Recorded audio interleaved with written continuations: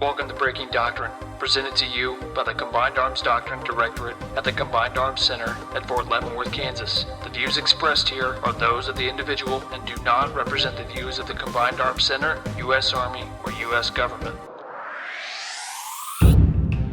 Welcome to Breaking Doctrine, a U.S. Army Combined Arms Center podcast on emerging doctrine and the Army's vision of warfare.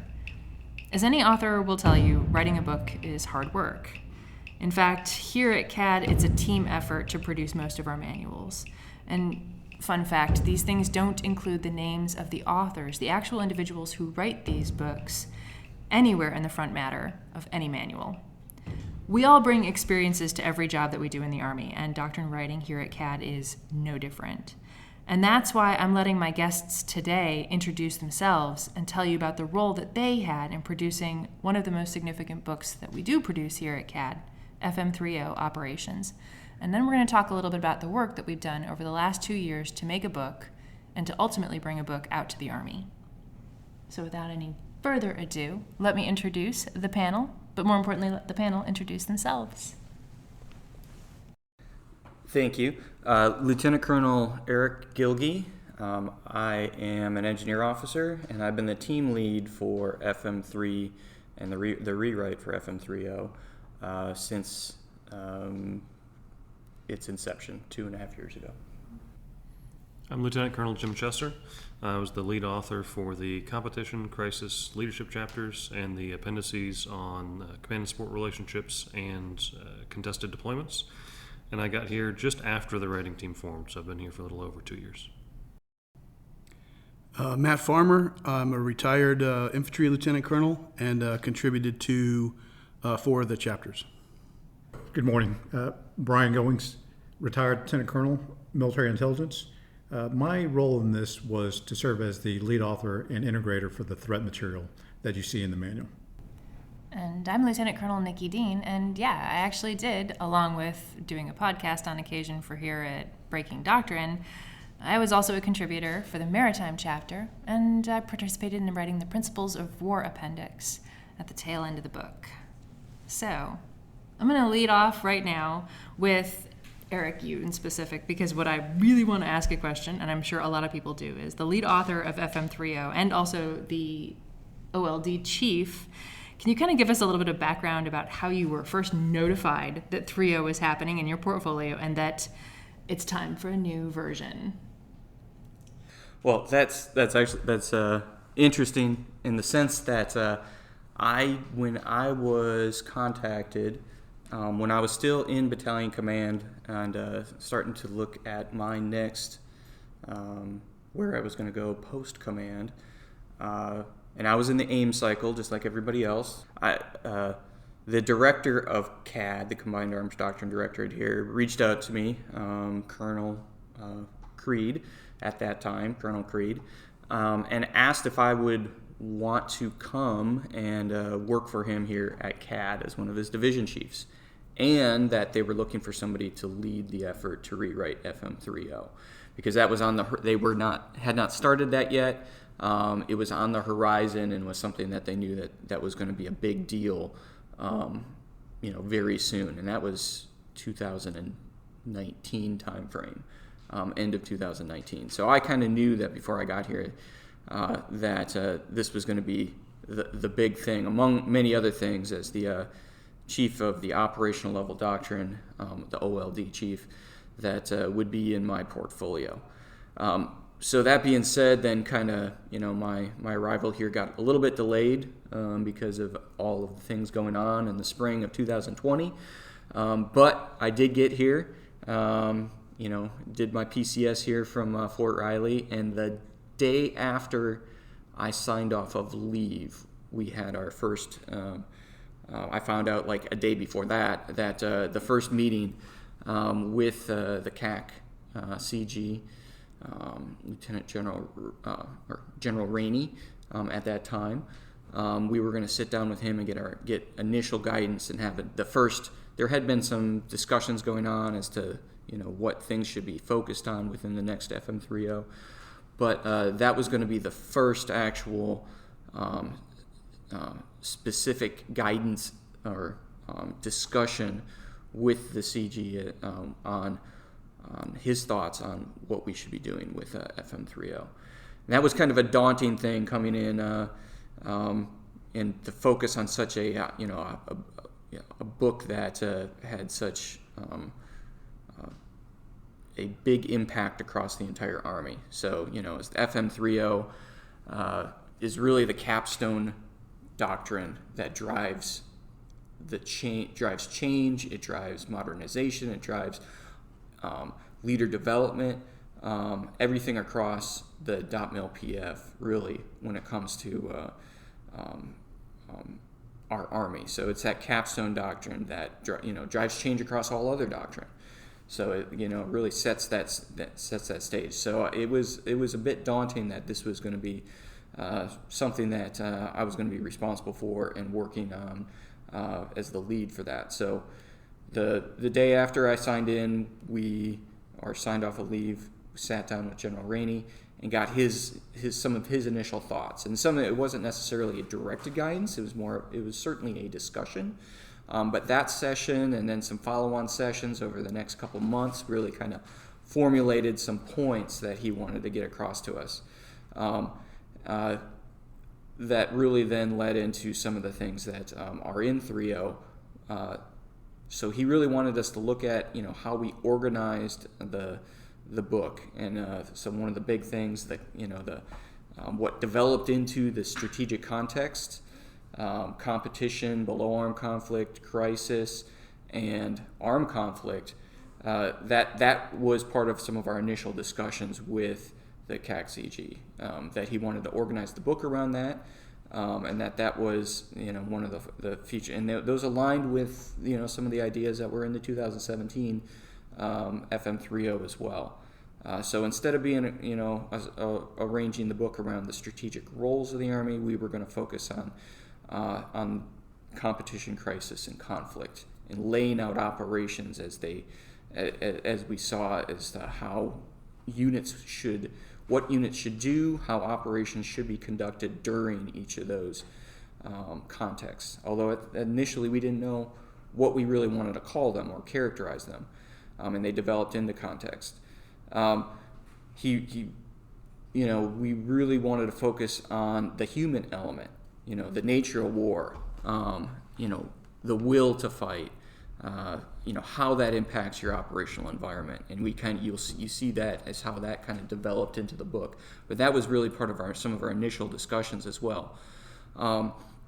Theater strategic level of warfare. We haven't talked a huge amount about that with the book, but that was really, that establishing the theater strategic level of war was something that was found to, that we thought was important. The CG thought was really important, that he wanted us to look at as to how, the levels of war and if there should be a theater strategic level of war.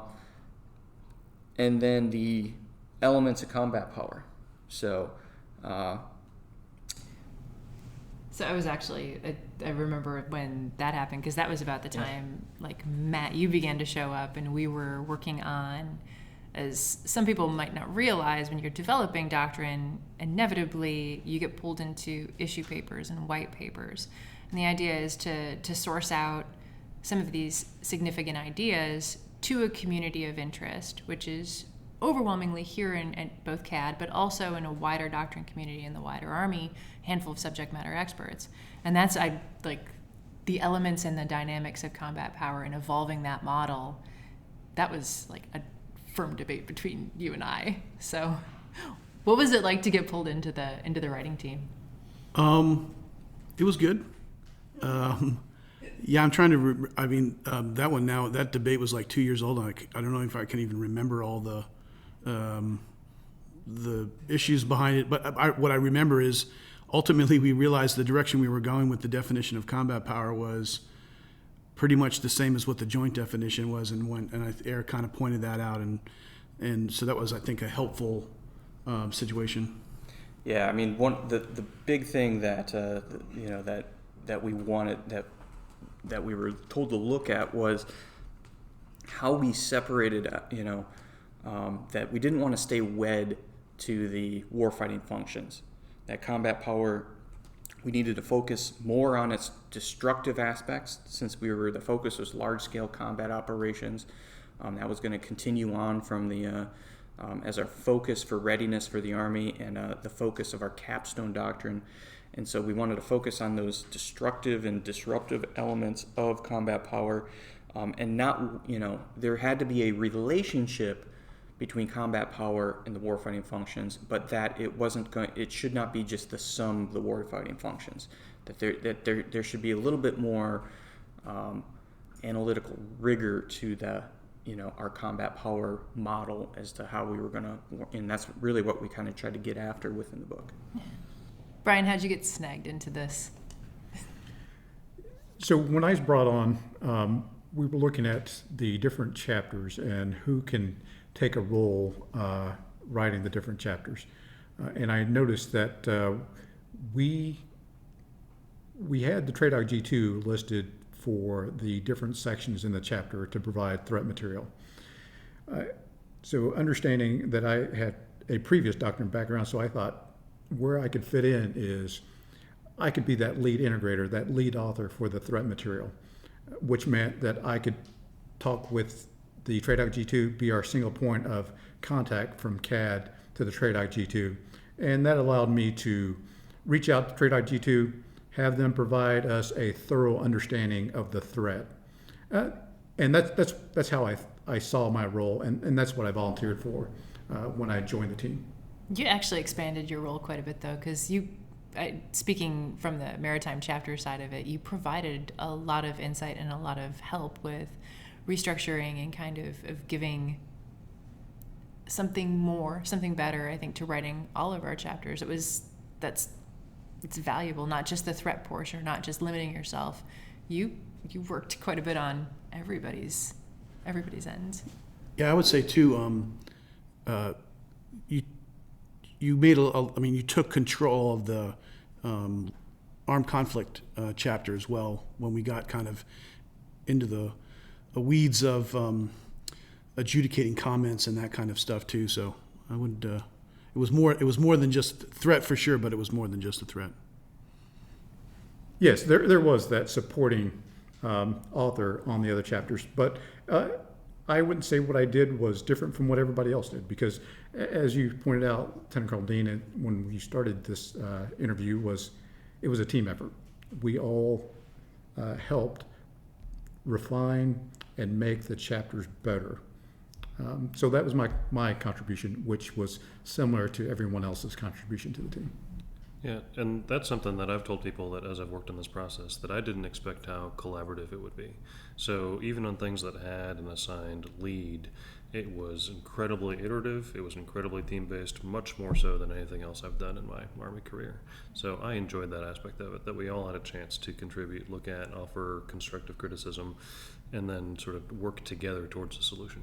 Well, and it began, so I think, obviously a book that lasts, or a writing effort that lasts over 2.5, almost 3 years actually, like you evolve through authors. So somebody will pick up a project and say, hey, I'll help out with this portion. So my counterpart, though I typically work over in the Command and Control Division, my counterpart there, Lieutenant Colonel Jesse Bell, is an artilleryman.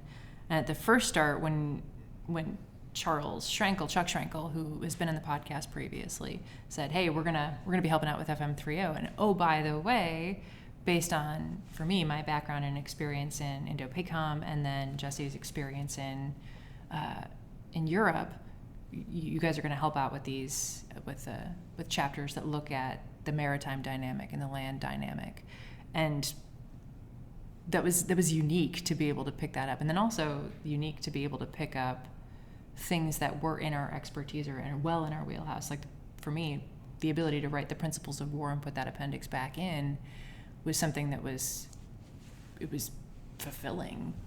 First of all, fulfilling for doctrine, because you're returning a principle back to the books, but also to a certain extent, it's tapping into expertise that, well, yeah, of course we want to share that sort of stuff out with the rest of the Army and see what they think.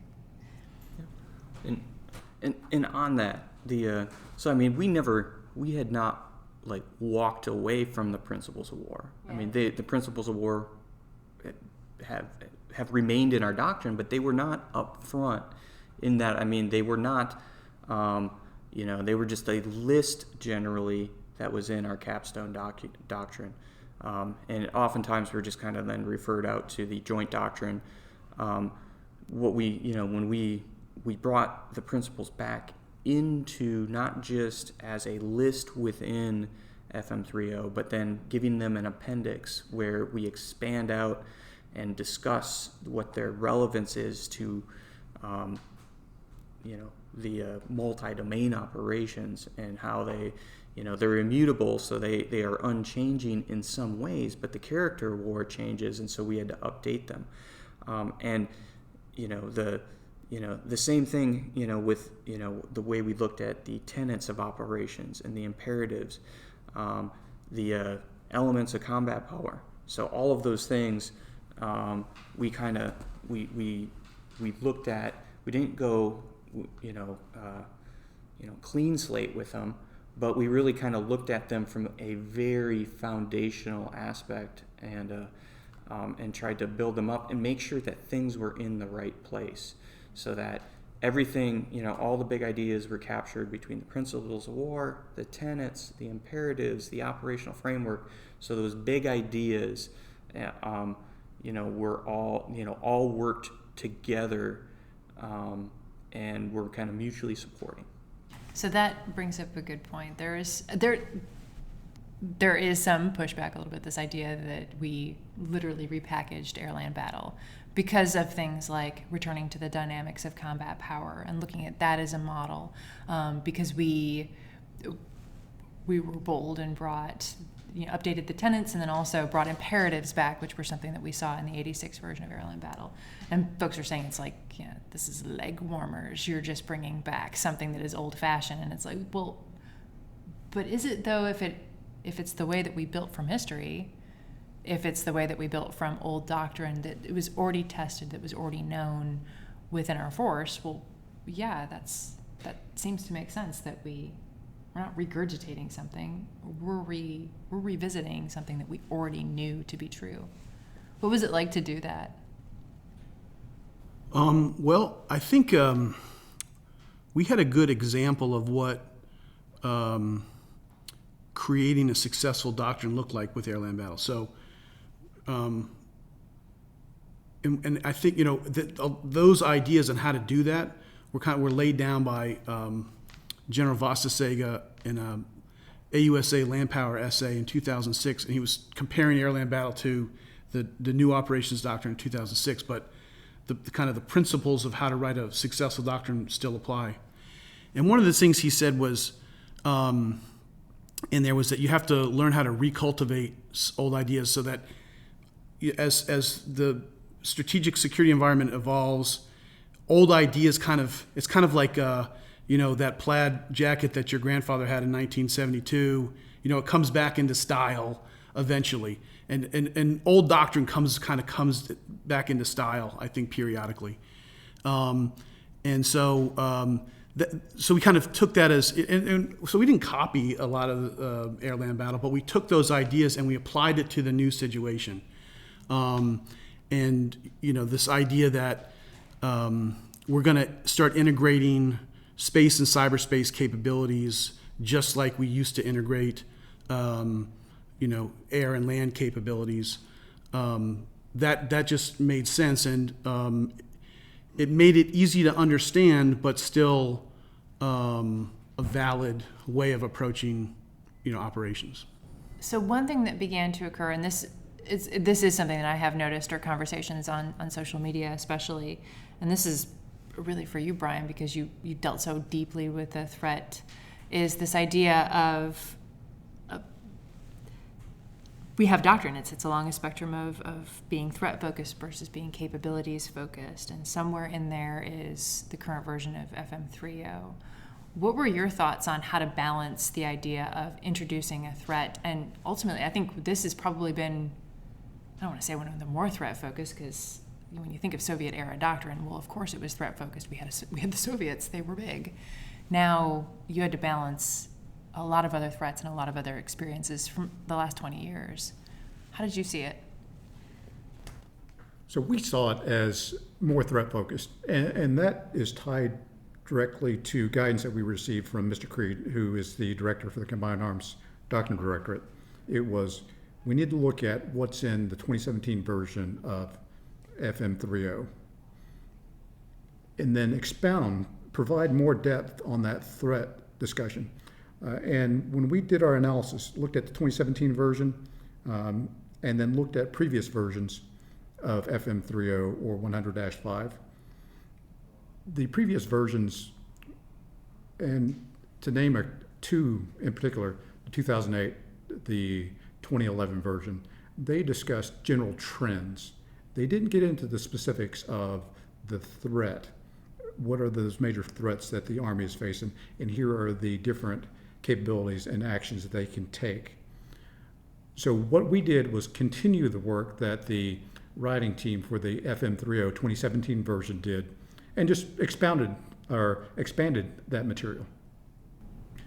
It's kind of convenient too, because now we have the ATPs that are out focusing on several that are still coming out, focusing on the major pacing threats that we're thinking about these days, that are in the news these days. Yes, and going back, there's some similarities that we took with the 2017 version of FM30, the similarities that the writing team took at that time. We wanted to be as accurate as possible when we described the strategic environment. We wanted to be accurate about who the threat was, what they could do. In addition, we wanted to continue that relationship, or we had to continue that relationship with the TRADOC G2. We have established a very close relationship with them. So they provide us the analysis, they provide us the intelligence products. When requested, they provide us written submissions to the doctrine. And for any submissions or for any draft material that we write, we have them review it. But it was all tied to the 2017 version of F30. That writing team started to really move our doctrine to more threat focus. And that's what we wanted to continue during the development of this manual. One of the lessons learned from the air land battle development too was the goal is to define the threat as precisely as possible, and then you create an operational approach that solves that challenge that the threat poses. And back during the Cold War, there was one principal threat and one principal theater. So the challenge for us is we don't just have that one kind of singular threat. We really have a threat in Europe, and we have a threat in the Pacific. And so, the doctrine had to account for both theaters and both threats. And so in many people's opinion, it loses a degree of precision that would be more ideal. And so I think that's part of the debate. That was part of the balancing act that we had to try and strike in the doctrine. Yeah, there's also a balancing act and I know I've felt that tension myself, especially because everybody in this room is a GWAT veteran, coming out of the global war on terror, out of multiple tours to Afghanistan and Iraq, feeling like, wait a minute, we talk a lot about Russia and China in this book, and that there is a lot of inference, and there's references to the Nagorno-Karabakh conflict, there's references to Ukraine. What about, how do we address the rest of the threats that are out there below the radar, also that are not, that are still pacing threats when you think about who we're in competition and how we can tip ourselves into crisis? But Jim, those were your chapters. How did you first of all wrestle with this idea of competition and crisis before going into armed conflict, but also like the past 20 years of experiences? Yeah.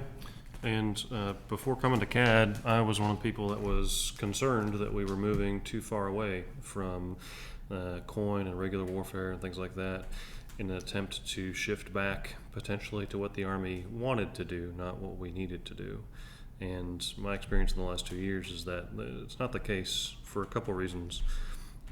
But one is that the existential threat potentially posed by a peer competitor is different from the irregular warfare that we were conducting for 20 years, and that you have to be ready for that most challenging threat.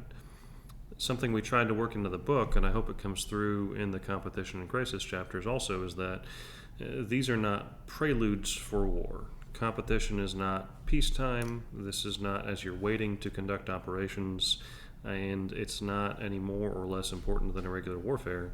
It's a period in time, it's a context in which we conduct operations that Army forces are achieving national objectives on behalf of Joint Force Commanders. It's not just an inevitable road to some sort of conflict against somebody else. So that was one of the key ideas we really tried to get in there, that most of our operations are conducted during competition, and these are times in which we're achieving objectives on behalf of the National Command Authority, not just waiting for something else. Additionally, we also made sure that all of the experiences, the lessons learned, all of these ideas from 15 to 20 years of regular warfare in Iraq and Afghanistan didn't just go away. They've just been worked in different ways into the chapters. So we talk pretty extensively about setting the theater and its importance during competition, but also how it enables necessary operations in other contexts. And a lot of that language is really based on our experiences over the past 20 years. The irregular warfare books, too, those are now starting to come back into discussion, partly because lessons learned, the experiences that we've had, and it's time now, as FM30 has come out, to start relooking those books. So they're the same pattern that we have right now for this book is going to be repeated in the downstream manuals that feed us, and that's, people are wondering where all that stuff went. There's a large portion that is now going to be captured in these books, so we don't have the same steep, unfortunate learning curve that some of us had when we were wee young lieutenants. Yeah. And that's a thing that we've had the opportunity to contribute to some of the initial kind of scoping of what that might look like as that process continues. And the discussions, the debates, all of the ideas we had about what made it into FM30 and what didn't, that will then inform ways in which we can do better with the irregular warfare doctrine that's going to be coming out. There's always that tension between concepts. What goes into a book, or how does something evolve and become doctrine? Because doctrine is the artifact. It's the best bad idea that we have at a moment in time with a force in being for a war we hope we never fight. But there is that idea that at some point we've got to evolve a new concept with our existing body of knowledge. Matt, that was kind of like where I saw a lot of the work that you were doing of bringing this thing, multi-domain battle that we talked about in like 2016-17, and bringing it into the book. How did that work out? Yeah, so 2016, 2017, there was this concept that came out called multi-domain battle. It was kind of evolved in the concepts world to multi-domain operations and published in a TRADOC pamphlet 525-3-1. I know it by heart. In 2018, and that document drove a lot of .mil PF functions, and it identified the threat posed by principally China and Russia, but other nations that can also threaten the United States, and a solution. And I would say 95% of the ideas that were in there found its way into some place into the doctrine, and so a lot of the ideas came from that document that were in the doctrine. But there was no shortage of other people's ideas. So we were getting just senior leaders, sending us material that they thought was important to put in there. We just from like academia and the defense, industrial complex, there were just literally hundreds and hundreds of inputs into the doctrine. So we started writing it, and there was lots of good pieces in there, but it wasn't a cohesive whole. And that was kind of after the first couple of drafts, the feedback we kept getting was, you've got to pull this thing together. And we were trying to do it. We were trying to figure out, what the thing was going to be that, tied the whole room together. And the rug that tied the room yeah, together. the rug that tied the whole room together. And we weren't getting it. And then Mr. Creed wrote an email. I think this was in like June timeframe of 2021, and kind of like laying out, like trying to get all of CAD at least on the same sheet of music. And when we were talking about multi-domain operations, here were the key ideas.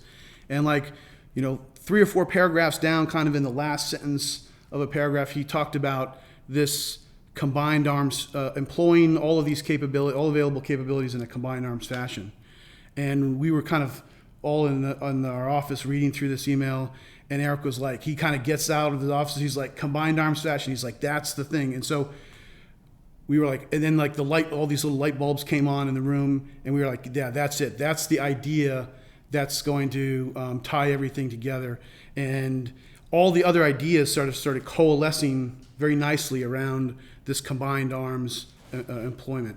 And it became it was like the big toe. It was like the Sergeant Hulka of multi-domain operations. And we, very quickly, everything just started becoming, we could put the logic together a lot easier.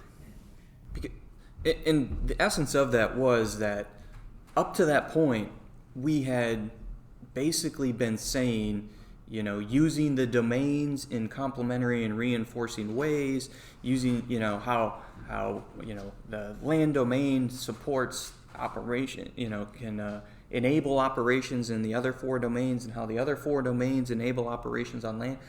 But when we really thought about it, what we're saying is using the domains in a combined arms fashion. Yeah. So combined arms employment of all Army and joint capabilities. That was a very clean way without, to define what multi-domain operations was without using multi or domain in the definition for multi-domain. And that was one of the challenges that we had too, is that you don't want to use the words to define themselves. So what do we mean by that? And that combined arms fashion, use of the domains in a combined arms fashion, kind of cleaned that up and really kind of pulled everything together, like Matt said. Yeah. Little did we know, the rug that pulled the room together is hiding out down in Mr. Creed's office. As far as points of contention within the book itself, and we, as most people know, when you staff out to the wider Army with an initial and a final draft, you get a lot of comments back. What were some of the big comments or some of the big friction points that the field had with the book that struck you guys most significantly?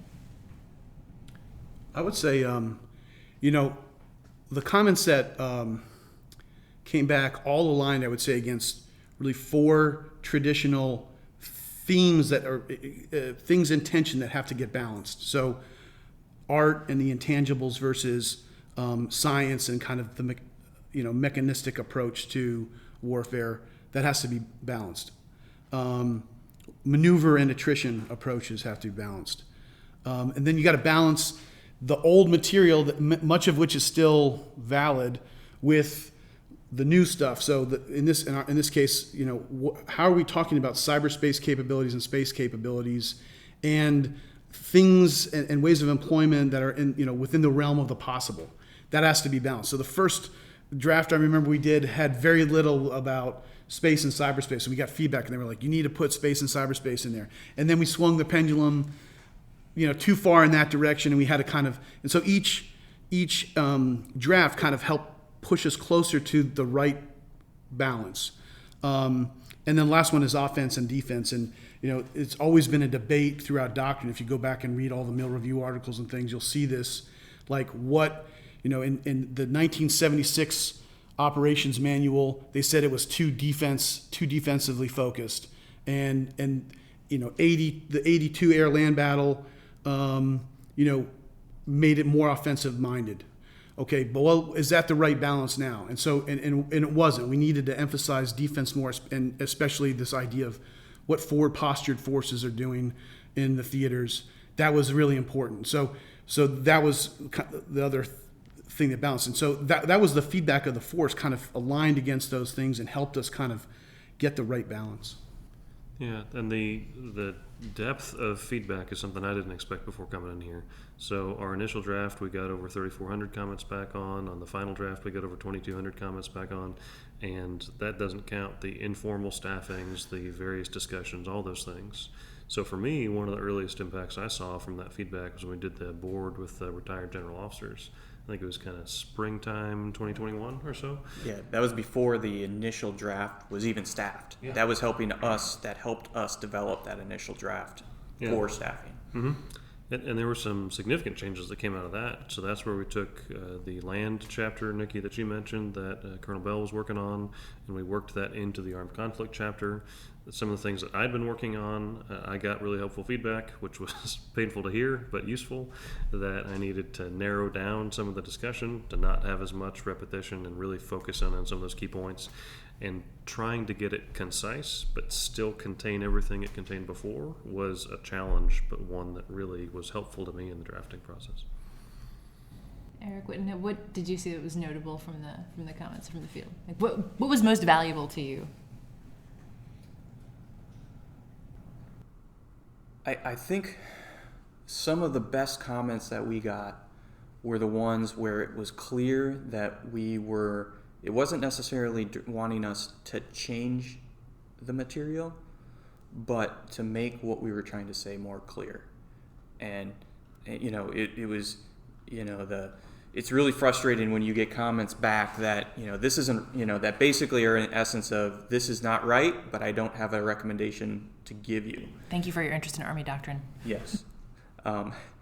But what that did help us really zero in on, when we had numerous comments about a specific paragraph or a, specific section, that kind of were about that, is it really, even though we might not have had a lot from the comments to give us a direction, that often led to hours upon hours in the conference room of, okay, we need to rewrite this section, or even a single paragraph, because there's a lot of misunderstanding from the force as to what we're trying to get to here. And so it helped us really clarify, some of the key ideas, and the supporting arguments that undermine, that help to describe, in a broader sense, some of those big ideas. Yeah, usually when you get a lot of comments about one specific thing, or you're getting comments that I don't understand this or this is not clear, it's an indicator that, whoops, it's time to go back and either pull ourselves and the editors as well into the process. How about you, Brian? Yeah, so what I found valuable, and this goes back to your earlier question about the threat material. What was valuable for us was using the 2017 version as a base for the threat material. We knew that that was very tactically focused, especially if you look at Chapter 6, Chapter 7 of the 2017 version of FM 3.0. We wanted to expand that and talk about what the threat does operationally. So having that feedback from the force as we worked with the TRADOC G2 to put in information about threat operationally was very helpful. We got comments back, have you thought about this? Have you considered this? This is the way they fight. We think they fight operationally. So that made us go back and look at our analysis. Did we have this right? So that was very helpful. And one of the uncommon items that we got during staffing was a couple of organizations had given us kudos for providing that operational level discussion, a little more depth on the threat material. So that was one thing that I thought was very valuable. And the other thing, so two other points about this is, one, we had to put the threat material in the context of competition, crisis, and armed conflict. And we knew that our adversaries do not follow that same construct. So we had to look at what are those general activities that we may see from a threat during competition, during crisis. We had a pretty idea of what they would do during armed conflict, but it was that competition and crisis. Again, this is where feedback from the field really helped us refine what was in those manuals. And the third thing that was very valuable for us was when the feedback that we got after Russia invaded Ukraine in February of 2022, people were beginning to challenge the Russian material that we had in the manual. So that, again, that made us step back. Do we have everything accurate?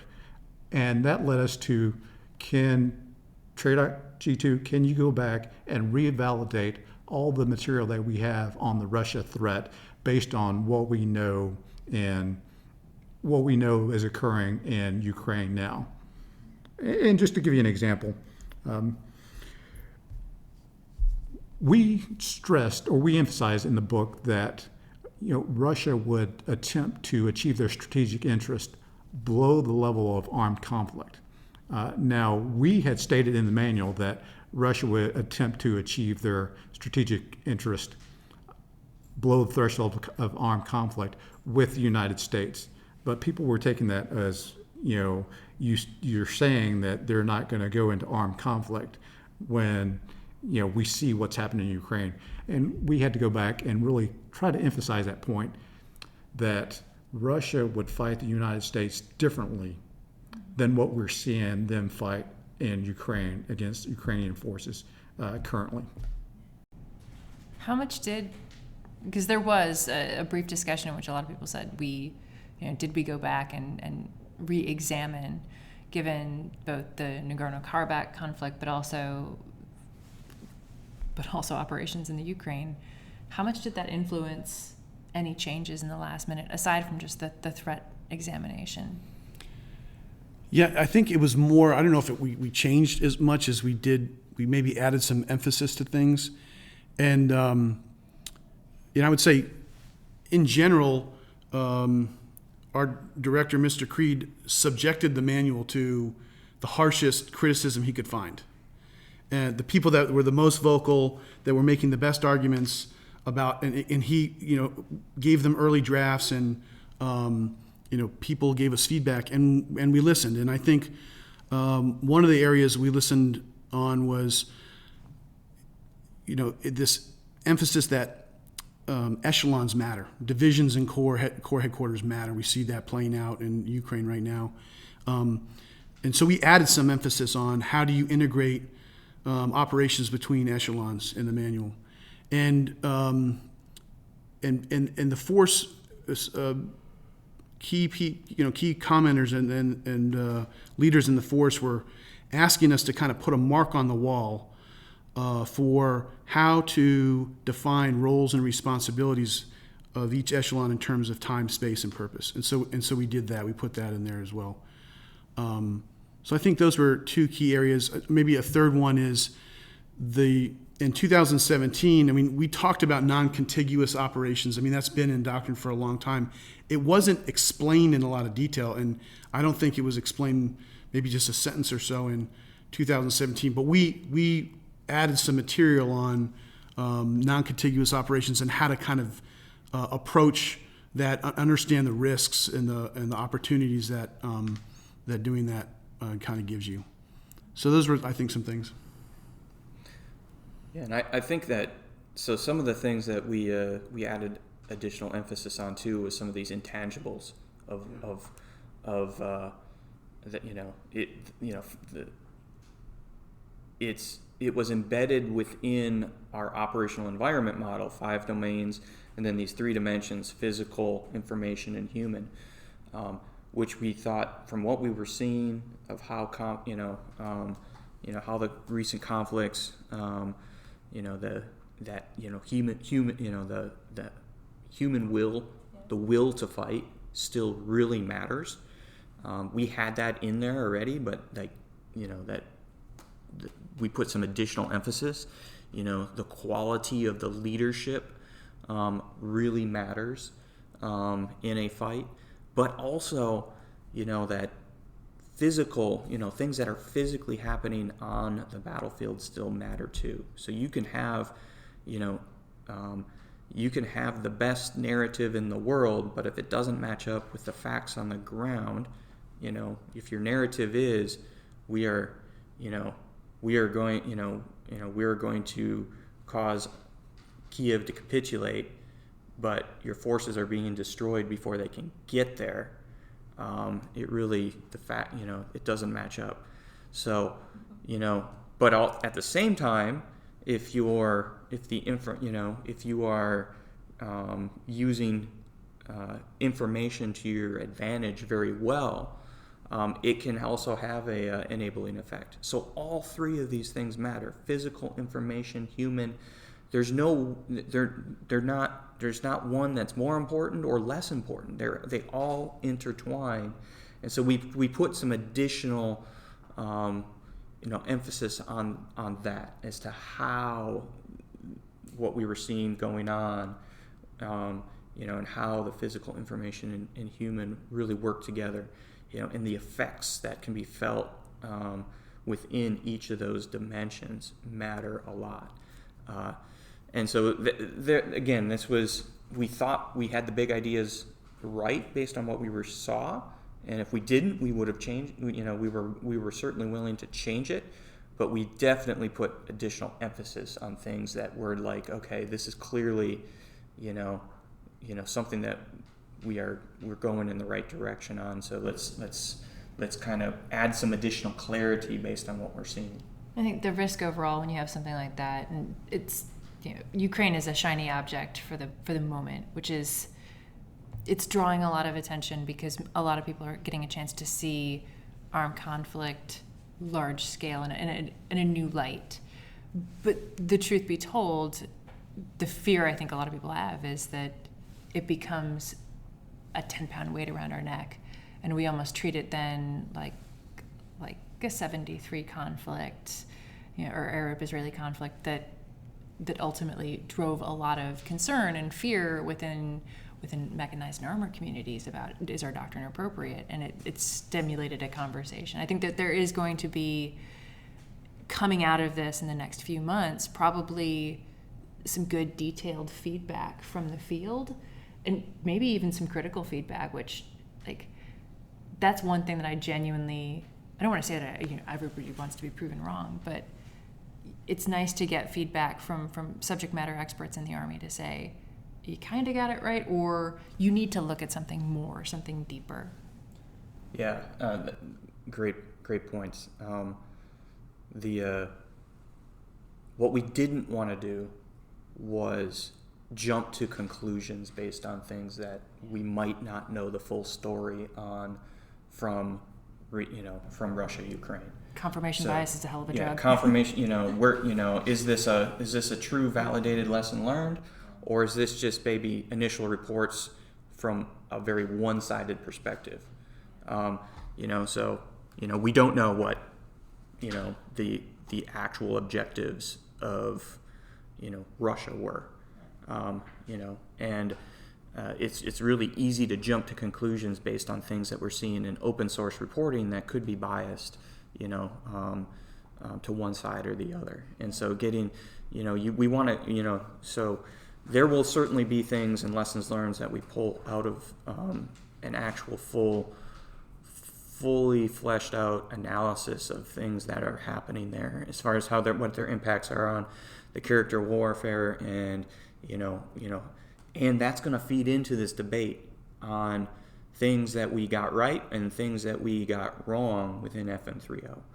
And that's great, because if FM30 is at least, if it can be the thing that causes us to have the right debates about the right things, so that the next version can be that much better than, even if we got it wrong in this version. I think we got most things, pretty close. But that dialogue across our Army, in the larger force as well, is what's really important to drive future evolutions of our doctrine, so that each iteration can just be that much more better. Yeah, I think our job in CAD is our first job is to listen, and listen without ego. That's what made there's always that reference of brand new FM30 comes out, so therefore it's, hey, it's Don Starry and the Boathouse Gang again, and it's like, well, yeah, sort of, but I think now more than ever, given the fact that there is so much opportunity for folks to participate as doctrine authors, for folks to participate in the editorial process through military journals, to publish online, everything, that it offers more people to be involved in a new coming of the Boathouse Gang. And if it stems a new Leavenworth heresy, I'm all for it. Granted, by that time I will be retired, but what does it matter? So Yeah, it's Yeah, there's like 5,000 there's people no involved, so- this version of FM30 is not the end of doctrine, nor will the next version. And we are, if we got something wrong, we will be the first that admits it and starts to change it and change one or the next revision of FM30, as that we're already kind of thinking about things that what can we make better in this. Yeah. All right. I think the only other thing that was kind of, what do we know is out there? What do we feel like is going to become a new change that we as authors can see coming down the pike? Are there any books that are going to have direct impact, or are going to suffer a direct impact because of what we've done? I know one for me particular. Well, we've already kind of talked about, and some of this writing and understanding might drive changes in a future version of FM30, but the core operations book is coming out not too long from now. The division operations book, ATP, core being ATP 392, ATP 391. The division operations book is going through a heavy revision right now for publication later next year. And then the BCT and tactical, more tactically focused, lower tactically focused manuals as well. And all of those they all have to be, this integration across echelons. So we got to get it right in the capstone, as far as the, in FM30, as far as the big ideas. But all of these publications have to be kind of rewritten with an idea of how does the core support the division, how does the division support the BCTs, and how did the BCT support the division and the division support the core, because it's all integrated, and you have to have that holistic, aspect, because no one echelon is, can do it all. They all have their proper roles across, like Matt said, across time, space, purpose, what domains they're focused on, what capabilities they're focused on. And I think that's a huge, is going to be a huge deal for our Army, is how we get that right. And that's going to be an iterative and evolutionary process as well as we go through it. It's, the writing of one book is going to impact the ideas and writing of other books. Jim, what do you think about what doctrine is going to become, you think, most hot and heavy as we get ready to rewrite?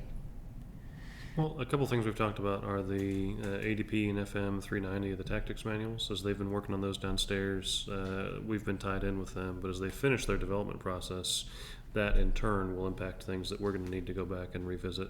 But the biggest one we've talked about is ADP 313, information. And when that gets resolved, being optimistic, it will be resolved. When it gets resolved, we're going to need to incorporate some of those ideas that, across the force are being hammered out right now. Yeah, so I can speak from my coworkers who work over in the C2 section and are spearheading some of the work that is being done on the information book, ADP 313, Future. It was already begun as an incorporation because we did a partnered writing between the FM30.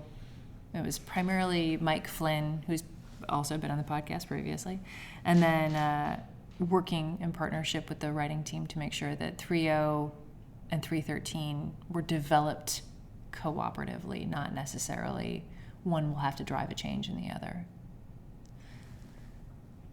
Matt, what do you think? What book are you keeping your eye on? I think especially for the brigade, the battalion, the company level manuals, they're going to have to wrestle with dispersion and the overall protection challenge, counter UAS, electromagnetic signature masking, and how to do that without creating too much risk to your mission. And we had a retired GO kind of made a comment I saw in an email, and he said he didn't really like the term dispersion because it seemed too random. Right? You don't just randomly disperse, and then that doesn't set you up for success when you have to concentrate your forces a little bit to do the river crossing. He liked the term distributed more because it implied a kind of more deliberate approach to how you array your forces. And so I thought that was a good comment, and I hope that when the other manuals are working on their material, they account for that kind of deliberate approach to being dispersed. I think that's going to be, and it's going to be tough. It's not. There's no easy answer to it. Yeah, as you disperse, you make sustainment and command and control that much more difficult. It makes massing of effects that much more difficult. But it is an element of protection and how we have to operate on a battlefield that's going to have the high lethality that we anticipate would be seen in large-scale combat operations against a peer threat that has massed and precision fires that they can bring to bear. Everybody's doctrine is going to get a piece of having that experience of trying to account for things that are different, and it's going to require some creative, talented writers and thinkers to come and to pick up and start filling in these gaps and revising. For me, I think the biggest one that I've noticed is, first of all, aside from, because Jim, you brought up the idea of the information stuff, but also how this works with our command post doctrine. So planning doctrine that we have with FM50, and then also the CP doctrine, which focuses in FM60, and then also the ATPs that fall out from that focus on the command posts themselves. This is going to change the way, or not change, but force us to start re-looking to make sure that when we account for these known things, that we do so with offering the right recommendations, the right considerations to readers in the future. And then the other thing I noticed, like right off the bat, and I'm saying this from the author of the water chapter, like we don't have amphibious doctrine anymore. It's a gap. It went away in the 1970s. Our last versions of it were 1960s and 70s in the 31-10, 11, 12 series. And then after that, like the Army that had 22 divisions in World War II conducting amphibious operations, amphibious landings, joint forcible entry, like that needs to be revisited and needs to be brought out. There was a podcast that came out on SimSec with Major Matthew Graham, who's a student over at SAMS, bringing up the idea that tanks in the surf, it's going to require us to tap into the expertise and knowledge of the United States Marine Corps and to ask them, all right, so amphibious landings with tanks, how do we talk about this and seeing the Marines divested of their armor capability? If we're the force of endurance, now we have to start taking on the roles and responsibilities in a maritime dominant environment that are going to require us to think down at the maneuver center, especially about how maneuver doctrine works on islands. It works on islands and works with water. So it's an interesting time to be a doctrine writer in the United States Army and in the joint community. I think those are go ahead. And as we lay out within that chapter 7, we need to be thinking, in that type of environment, we very likely the Army or the land component, the Army force could likely be a supporting component to the others. And how do we, as the land force, best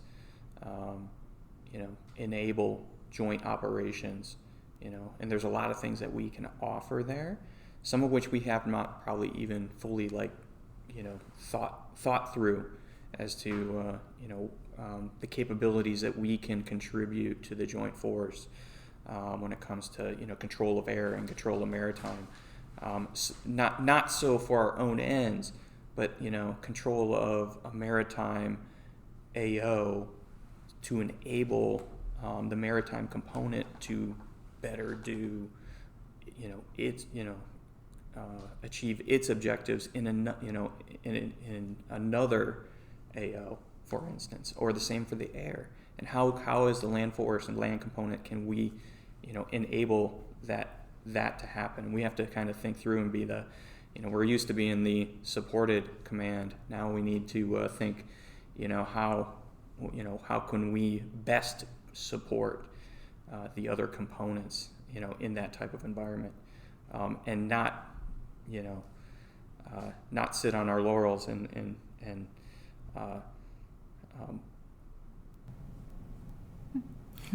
not tip over Guam. Exactly. There's a lot of things we can contribute that we need to, but that needs to be thought through from a holistic aspect, and we need to help the joint force understand what we can contribute to that. And I think that mindset applies very broadly, and we try to emphasize this in FM30. I mean, every unit leader should be thinking, okay, what capabilities do I need, or could be helpful in my ability to accomplish my mission, and then, but also, what capability am I bringing to the table that's going to enable somebody else, and what are all the complementary and reinforcing ways in which my unit can be employed. And so I think that's a key aspect of FM30. It always comes back to combined arms. Yeah, it comes back to combined arms, and we were not able to flesh that out in a full way. So I mean, if in future versions of FM30, that idea is something that we will likely need to expand on as we work with the joint force. And potentially then feed that into joint doctrine to ensure that those capabilities are fully appreciated. Gentlemen, I can't thank you enough for coming on today and talking, having an exchange about the experiences that we had over the past 2.5 years to develop this book. It's greatly appreciated, and I'm hoping that the audience also got some insight into what it means to be a doctrine writer and to actually write a book, which is not an easy task at all. If you're interested in finding out more information about FM30 and interested in seeing FM30 itself, you can go to the Army Publisher Directorate website, where FM30 and all the supporting doctrine is available for download. Here on the team for FM30, I'd be remiss if we didn't actually thank a handful of individuals that were out there that provided some subject matter expertise. Between the crew of us, we determined that it takes a lot to be able to go through and provide feedback on a book that takes a lot to write. We might not get everybody, but we'd like to say a special thank you to Lieutenant Generals retired Holder and Mike Lundy, to Dave Johnson, Jim Greer, Kevin Benson, Dr. Grau, and Dr. Bartles. And also, I'd like to say a personal thank you to the Krulak Center and to Lieutenant Colonel Travis Horde for inputs and assistance and a little bit of insight into what it means to be in the United States Marine Corps without an armor capability. I'd also like to say thank you to the Land Warfare Center Sergeant Major Paul Barnes, who provided insight and feedback on the development and the relook of the principles of war and how to pull them back into the manual itself. Any other people, gentlemen, that you think we should shout out for their great help, aside from the entire United States Army that provided feedback on the book? Yeah, I'd say specifically the Army North G5 team did a ton of work on the contested deployments ideas. I mean, we could not have written that without them. And Major John Holland specifically, who previously worked there and then came over to Leavenworth, did outstanding work with that. So they were essential to that part of the book. Big thank you to Indo-PACOM for providing feedback on, and USARPAC for providing feedback on chapter and maritime operations as well. Yeah, and I will give one I'd like to name one organization. The Intelligence Center of Excellence provide us great feedback on how we incorporate the intelligence warfighting function into the manual. And they worked with us very closely as we wrote the different sections in each one of the chapters. So that's very helpful. Just like writing new doctrine is a team effort, Breaking Doctrine is also a team. Without a crew and special doctrine here at CAD, we wouldn't be able to bring you this show. Our production is coordinated by Mr. Ted Crisco, and our editing and sound is provided by Captain Wyatt Harper. Please don't forget to subscribe to either Google or Apple Podcasts, and follow us on social media at U.S. Army Doctrine to get updates about new podcasts, Doctrine Digest videos, and of course, publications. Finally, the views and opinions expressed in this podcast do not necessarily reflect the official position of the United States Army, the U.S. Army Training and Doctrine Command, or the Combined Arms Center. I'm Lieutenant Colonel Nikki Dean, and this has been my last Breaking Doctrine as a Lieutenant Colonel. Next time you hear this, I'll be retired, and hoping that there's somebody else out there that will do a little bit of doctrine writing as well.